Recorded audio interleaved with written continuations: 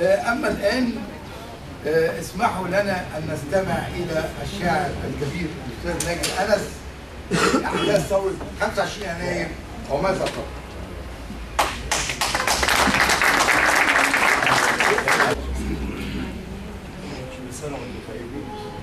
كنت كاتب قصيدة حوالي حضرتك وحشني. ممكن نقول لك انت كنت عارف عشان على فكره مصطفى بيه احنا هنعمله ضبط واحضار بعد كده. جاهز والله هو وحشنا فعلا. انا معايا.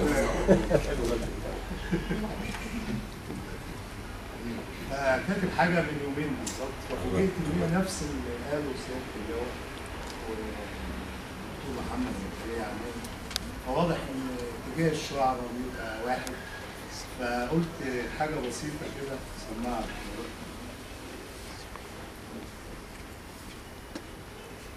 انصف مصر تعبوكي خالص يا حبيبة، وانا حاسس قهرة ومحروق، خليكي صبرة يا طيبة، بكرة الغمة تزول الفوق. في ناس ياما ما بتقابلش بناس تانية توعيها، تعرفها، تفهمها، تفطمها، وتاخد حتى بإيديها. مفيش إنسان على أرضك وجاية سمرة من طينتك ومن بطنك يفكر لحظة يأذيك ولا يخيب في يوم ظنك.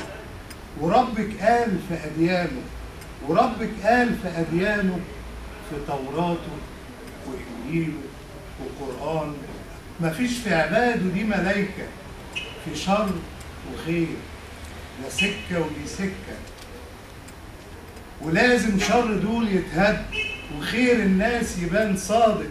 5 مرات يا أرض الجد يردد اسمك الخالق. بكرة تفوقي يطيب أرض وسماكي يملاها الضياء. هو في الدنيا حد شاف اللي شافه الأنبياء؟ ده كان قادر يجيب أمة تخلي نبينا في الدنيا عايش جنة، لكن هو لوحده بجد له حكمة. فحبة صبر شوية يا مصر، نستنى نصلح بالإيدين، نصلح بالإيدين حبة وبلساننا، ولو كان صعب بقلوبنا. ورب الكون ده رب قلوب، هيجي وقت كله يتوب عشان خاطري. تسامحيني، تسامحي اللي خرب فيكي، وانا بشعري وناس دول ايدينا باقيه في ايديكي.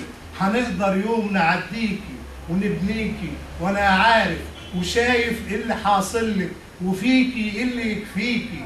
بحقك يا اله الصبر، بحقك يا اله الصبر، تزيح الغمه دي والشر، وتنسف للطغاة الشياطين، وتعلى كلمتك في الدين، وتنصف مصر، تنصف مصر، هتنصف مصر، انصف مصر.